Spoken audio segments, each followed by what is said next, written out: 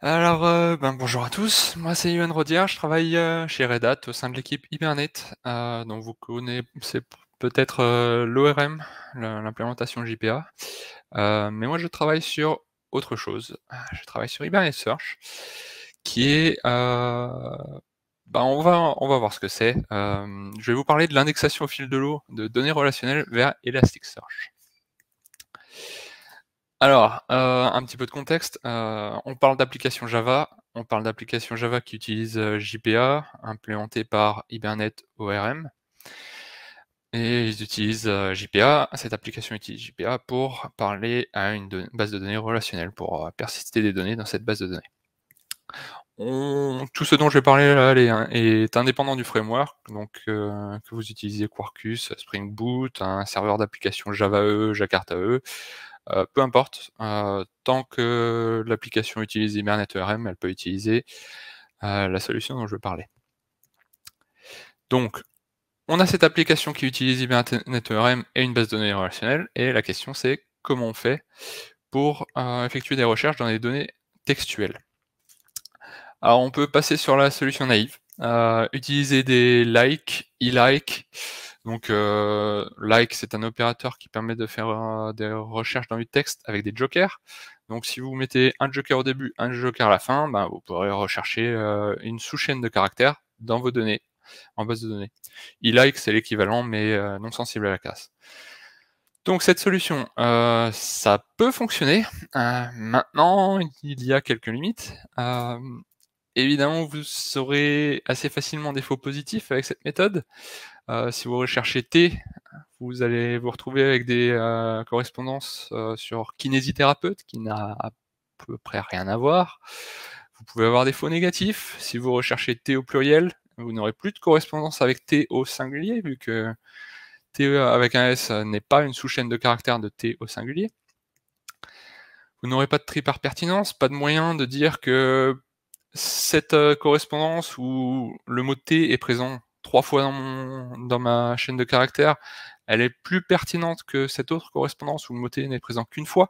Vous ne pourrez pas ordonner vos résultats de manière à ce que ceux qui sont le plus susceptibles d'être intéressants pour les utilisateurs apparaissent en premier. Et vous aurez des performances vraiment très limitées, parce que si vous mettez un joker en début et en fin de votre terme de recherche via like, les index, même si vous mettez des index sur vos colonnes, la base de données va probablement pas être capable d'en tirer parti, et donc ça va pas marcher super bien. En bref, c'est une solution qui a très vite ses limites. Donc on va chercher autre chose. On pourrait faire du full text dans la base de données. Chaque base de données a sa propre syntaxe SQL pour faire ce genre de choses-là. Donc vous avez des solutions, mais vous allez devoir vous adapter à ce que votre base de données propose. Vous allez aussi devoir vous faire à l'idée qu'il n'y a pas de standard, donc dès que vous commencez à utiliser une surcouche comme JPA avec du JPQL ou des Criteria, il n'y aura rien qui est fourni de base, et vous devrez bricoler pour faire votre propre intégration. Il y a un périmètre d'indexation qui est plutôt strict. Si vous voulez intégrer des données de plusieurs colonnes dans un même champ full text, c'est possible, à condition que ce soit dans la même table. Si vous commencez à partir sur des données réparties sur plusieurs tables, que vous voulez dans le même champ, là, va falloir aller partir sur des vues matérialisées, ce genre de choses. Ça peut devenir compliqué si vous avez des besoins avancés. Et justement, si vous avez des besoins avancés, vous allez vous rendre compte que selon la base de données, les fonctionnalités peuvent être plutôt limitées. Donc vous n'irez pas forcément aussi loin que vous voulez. Donc, qu'est-ce qu'on peut faire d'autre? Évidemment, on va utiliser notre solution de recherche préférée qui est Elasticsearch. On a notre application qui parle à un ORM qui parle à la base de données, et on va essayer de caler Elasticsearch là-dedans. Donc le premier problème avec ça, évidemment, c'est que les données, elles sont dans la base de données. Donc il faut aller les tirer et les mettre dans Elasticsearch. À partir du moment où vous avez un jeu de données qui est non trivial, ça va pas vraiment être jouable de tirer toutes les données de la base de données et les pousser vers Elasticsearch. Parce que soit ça prendra trop longtemps, et donc vous essayez de faire ça toutes les 5 minutes, mais votre process dure une demi-heure, donc ça marche pas. Soit vous serez obligé d'attendre longtemps entre chaque mise à jour, et donc vos utilisateurs vont se poser la question: pourquoi ma recherche ne correspond pas aux données que j'ai dans la base de données? Là, on parle de délai en heures, voire même en jours des fois, selon l'application. Donc, ce qui serait mieux, c'est de mettre en place une synchronisation au fil de l'eau. Au fur et à mesure que les données sont modifiées en base de données, on va répercuter les mêmes modifications dans Elasticsearch. De cette manière, on arrivera à maintenir Elasticsearch quelques secondes, quelques minutes tout au plus derrière la base de données, et avoir des résultats de recherche qui sont plutôt pertinents pour l'utilisateur et surtout à jour. Mais comment faire ça? Les données dans la base de données n'ont pas la même forme que dans Elasticsearch, et surtout va falloir écouter les événements de modification de vos données pour déclencher les modifications. Autre problème qu'on aimerait peut-être résoudre dans une situation comme ça serait bien de pouvoir, quand on fait une recherche, ne pas manipuler du JSON. Si on est dans une application qui utilise un ORM, on a des classes qui représentent notre modèle de données, des entités, et l'application est conçue pour manipuler ces classes telles quelles. Ce serait bien, quand on fait une recherche dans Elasticsearch, de récupérer les résultats sous forme d'instance de cette classe. J'ai une entité book, par exemple, un livre dans mon application, je fais une recherche sur l'index livre, je vais récupérer une instance d'un livre. Donc ces deux problèmes, c'est ce que tente de résoudre Hibernate Search, qui intègre Hibernate ORM à Elasticsearch. Comment ça se passe? Vous avez déjà l'application qui utilise Hibernate ORM, et ce que vous allez faire, c'est rajouter deux dépendances. La première, c'est un mapper qui va réaliser l'intégration avec Hibernate ORM. La deuxième, c'est le backend qui va réaliser l'intégration avec Elasticsearch. Il y a aussi un backend Lucene qui permet d'avoir des index en local, mais bon, c'est pas vraiment le sujet aujourd'hui. Après ça, il y a un petit peu de configuration à faire, évidemment. Hibernate Search ne va pas être capable de deviner où est votre cluster. Donc, au moins, il faudrait lui donner quand même l'URL de votre cluster pour qu'Hibernate Search sache où taper pour faire des requêtes. En plus de ça peut être bien de configurer l'authentification, hein, c'est toujours mieux de sécuriser l'accès à Elasticsearch, et donc ça c'est faisable aussi via d'autres configurations. Je l'ai pas précisé, mais la configuration d'Hibernate Search se fait au même endroit que celle d'Hibernate ORM. Donc si vous utilisez persistence.xml, vous mettez votre configuration Hibernate Search là-dedans, Hibernate.properties c'est pareil, et chaque framework qui a ses fichiers de configuration propres a aussi sa syntaxe propre. En général, c'est un préfixe qu'il faut ajouter aux options de configuration. Donc on a rajouté des dépendances, on a rajouté un petit peu de configuration. Maintenant, l'heure est venue de faire un mapping. Là, vous voyez une entité Hibernate ORM, enfin une entité JPA, qui est annotée pour dire à Hibernate ORM comment mapper cette classe Java à ce qui se trouve en base de données. Donc là, c'est un mapping plutôt simple. Le mapping à Elasticsearch, ça va être un peu la même chose dans Hibernate Search. On va indiquer à Hibernate Search via une annotation @index que cette entité est indexée. Hibernate Search va comprendre qu'il y a un mapping correspondant dans Elasticsearch. De base, ce mapping va être vide, parce qu'on n'a pas dit quelle propriété on veut indexer. On va rajouter une annotation sur le champ title de notre entité. Hibernate Search va comprendre que il y a une propriété title côté Elasticsearch, qui en l'occurrence est de type texte, parce qu'on a utilisé l'annotation add_full_text_field.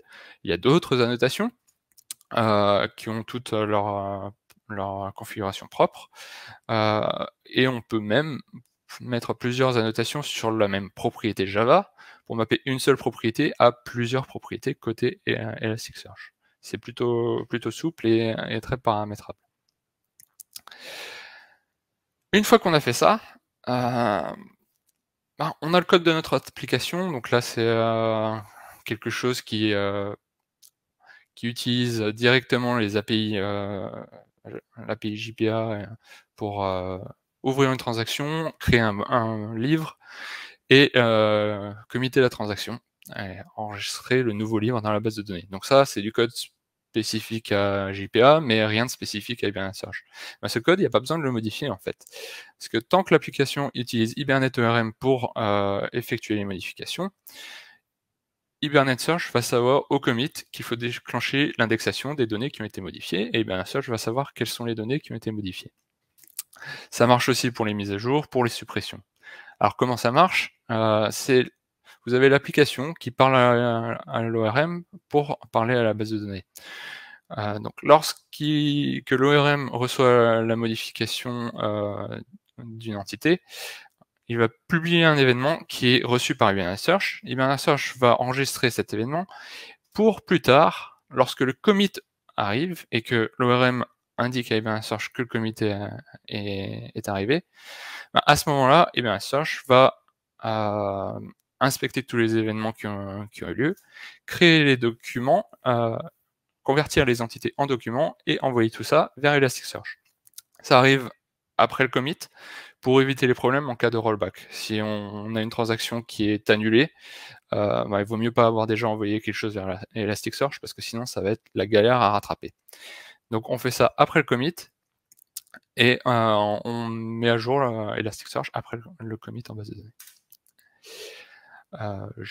J'ai dit qu'on convertissait chaque document pour l'envoyer à Elasticsearch. Alors évidemment, il y a des optimisations qui sont mises en place. On ne va pas envoyer une requête par document, il y a du bulking. Donc on va envoyer une requête qui contient plusieurs modifications d'index, potentiellement dans des index différents d'ailleurs. Et ça évite les problèmes de latence. Ce que je vous ai montré là, c'était bien beau, mais il n'y a pas vraiment... c'est pas forcément intéressant si vous avez une entité qui est très simple. Là où ça devient intéressant, c'est quand votre modèle de données est plus compliqué et que vous devez dénormaliser vos données. Dans Elasticsearch, on va généralement faire des recherches qui sont limitées à un seul index et non pas à des requêtes de recherche qui vont sur plusieurs tables ou plusieurs entités comme on fait en base de données. Donc l'organisation des données va être différente. Vous avez en base de données une entité book et une entité chapter qui ont des associations entre elles et qui sont stockées dans des tables différentes. Ces données, vous allez vouloir les dénormaliser, les ramener ensemble pour créer un seul document qui contient à la fois votre livre et vos chapitres. Et ça complique un petit peu les choses. Côté Hibernate Search, ça complique pas tellement les choses en fait, parce qu'on va toujours procéder par annotation. Donc on a notre entité book, qui est une association vers l'entité chapter. Tout ce qu'on va rajouter, c'est une annotation @indexEmbedded pour dire à Hibernate Search, faut intégrer la version indexée du chapter dans mon document qui représente mon book. Donc là, on le voit au niveau du mapping Elasticsearch sur la droite, ça ajoute une propriété chapters dans mon index book. Par contre, il n'y a pas de sous-propriété de base. C'est le même combat que tout à l'heure avec la notation @index au niveau du book. Il faut annoter les propriétés qu'on veut indexer effectivement dans le chapter.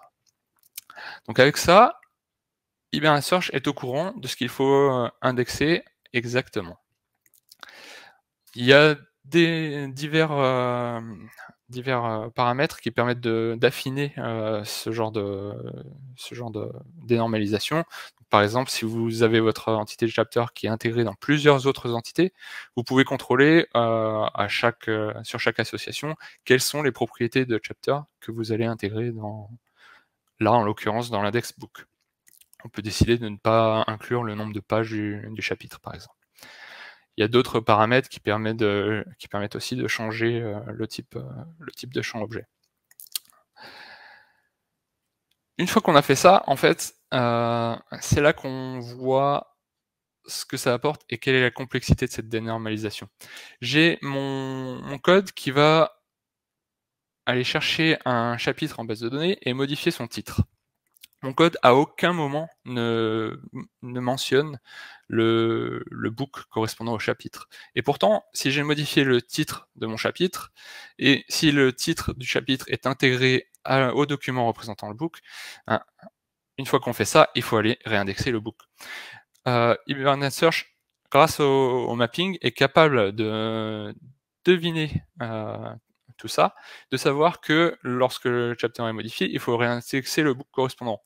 Mieux que ça, Hibernate Search est capable de dire que lorsque la propriété title du chapter est modifiée, il faut aller réindexer le book. Si vous modifiez le page count, par exemple, que le nombre de pages du chapitre que j'ai exclu de mon document book, Hibernate Search va savoir qu'il n'y a rien à faire. Si vous ne modifiez que des données qui ne sont pas indexées au sein de l'index book, pas de problème, on ne réindexe rien. Et on économise des ressources qui peuvent être utilisées pour autre chose. Voilà comment ça se passe au niveau de l'indexation au fil de l'eau. Maintenant, avec Hibernate Search, tout ça c'est facile, mais il y a un moment, il faut quand même initialiser Hibernate Search, Elasticsearch, et ça passe par une gestion du schéma en particulier. On a vu tout à l'heure qu'on configurait Hibernate Search avec des annotations, et Hibernate Search se faisait sa propre vue du schéma Elasticsearch. Et ben cette vue qu'Hibernate Search a en interne, Hibernate Search peut la pousser vers votre cluster Elasticsearch.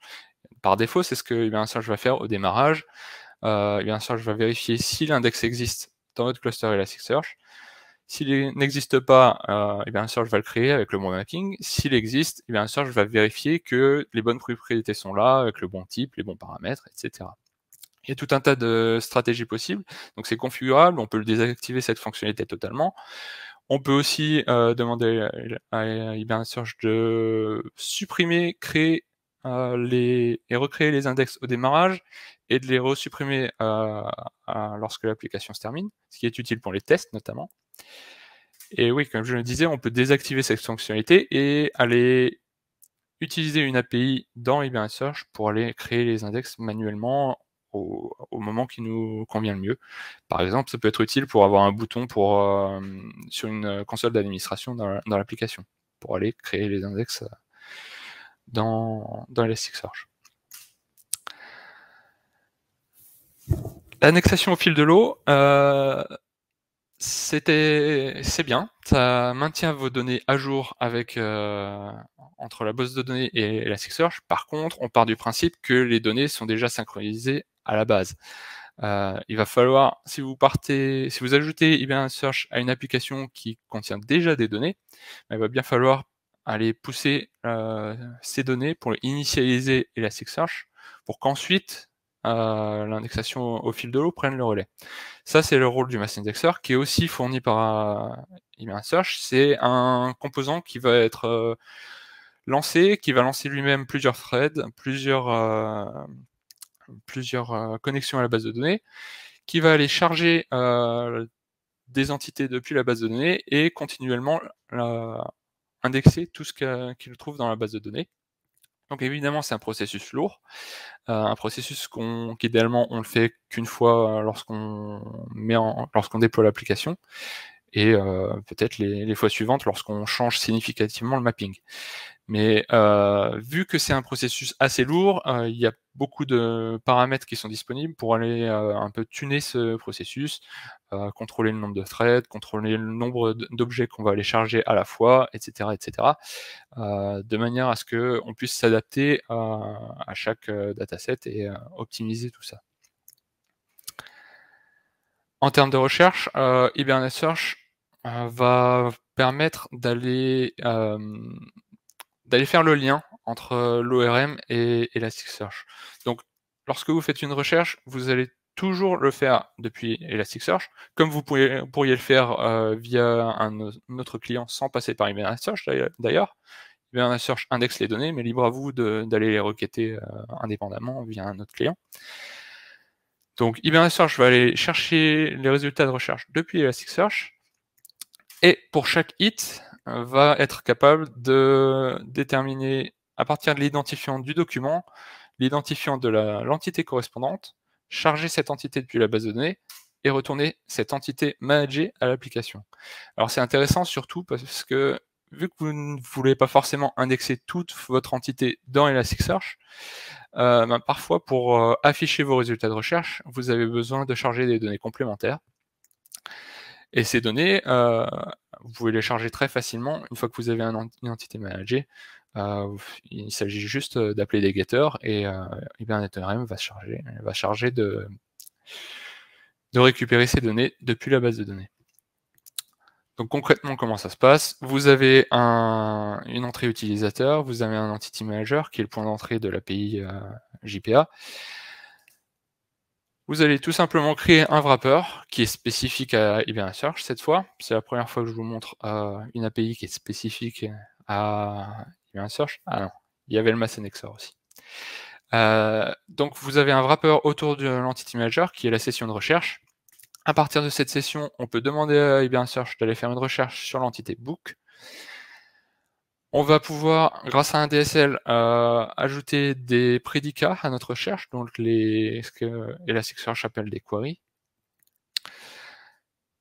Et on va pouvoir, au moment où on récupère les résultats de la recherche, ce qu'on va récupérer, c'est une entité de type book, donc le type de l'entité Hibernate-ORM qui a été chargée depuis la base de données. Si charger des résultats de recherche depuis la base de données, c'est pas votre truc, il est aussi possible d'aller de préciser à Elasticsearch qu'on va faire une projection sur un champ qui est stocké directement dans Elasticsearch. Donc on rajoute la clause select en l'occurrence, et là on va pouvoir configurer, on va pouvoir dire je récupère que le champ title depuis Elasticsearch, ce qui va éviter d'ouvrir une connexion vers la base de données. Il y a évidemment via ce DSL la possibilité de faire des tris, des agrégations, tout un tas de choses, tout ce dont vous pourriez avoir besoin.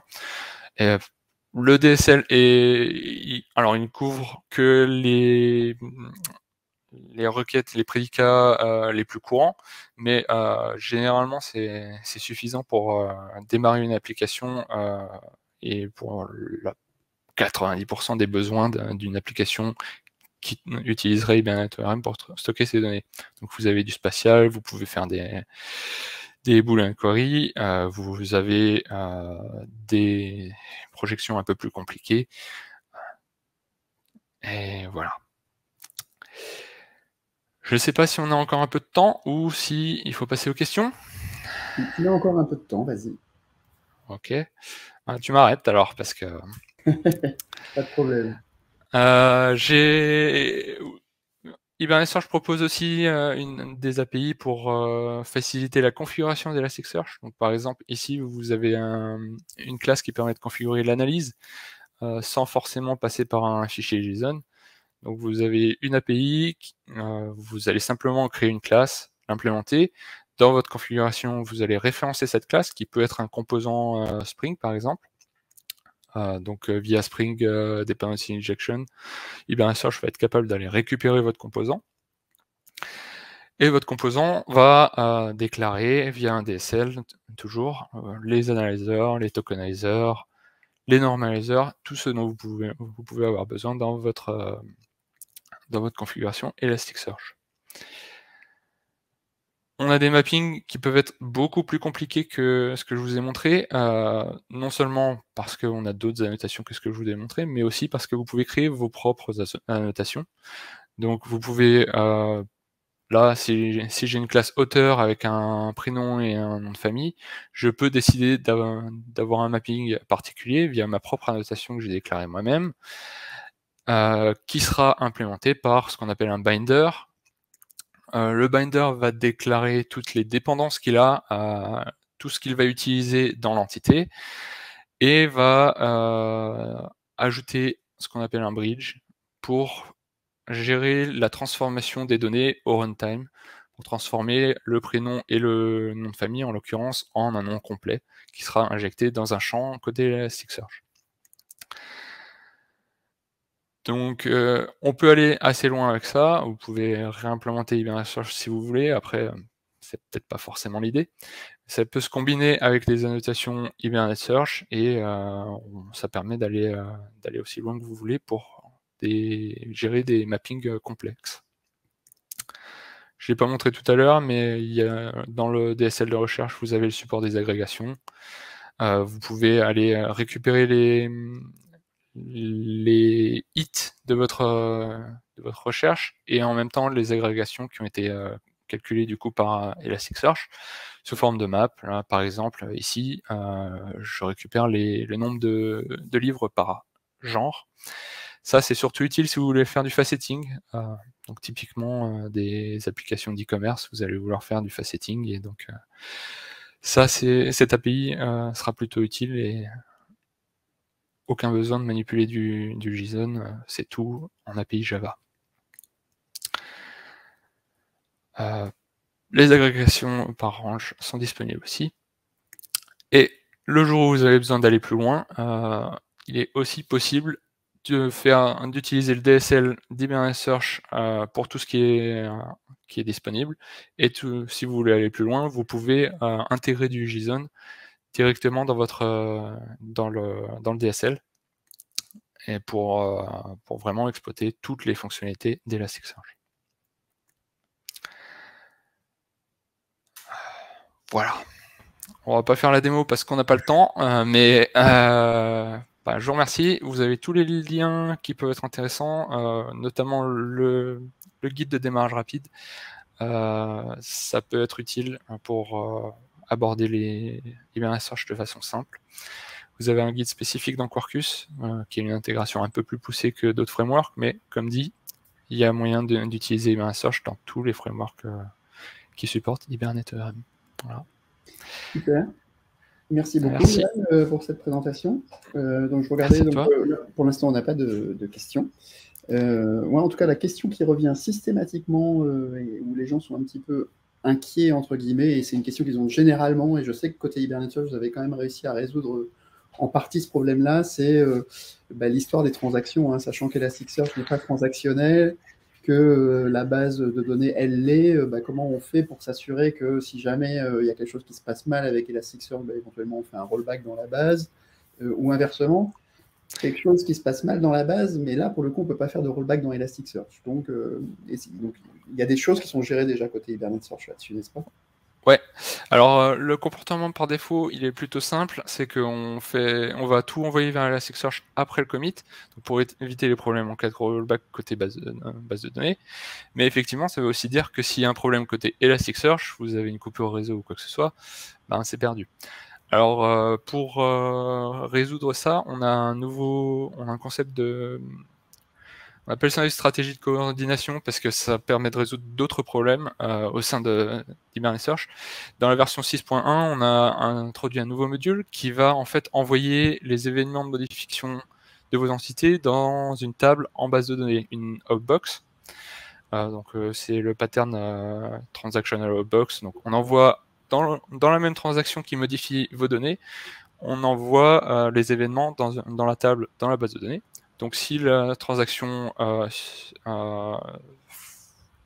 est committée, les événements seront committés aussi, et si la transaction rollback, les événements seront pas committés non plus. Et ça, couplé à un processeur qui va aller charger les événements en tâche de fond, ça permet d'avoir de la reproduction, le traitement des événements de manière transactionnelle, du coup, même en utilisant Elasticsearch, qui n'est pas transactionnel. Ok, super. Écoute, je te remercie beaucoup pour cette présentation. Et puis, je vois que Luciane est arrivé. Bonjour Luciane et Johan, merci et encore à bientôt pour un meet-up peut-être ou autre chose. Et on espère en présentiel, hein, cette fois qu'on pourra faire des trucs bientôt cette année, enfin. Ça marche, merci beaucoup. Salut.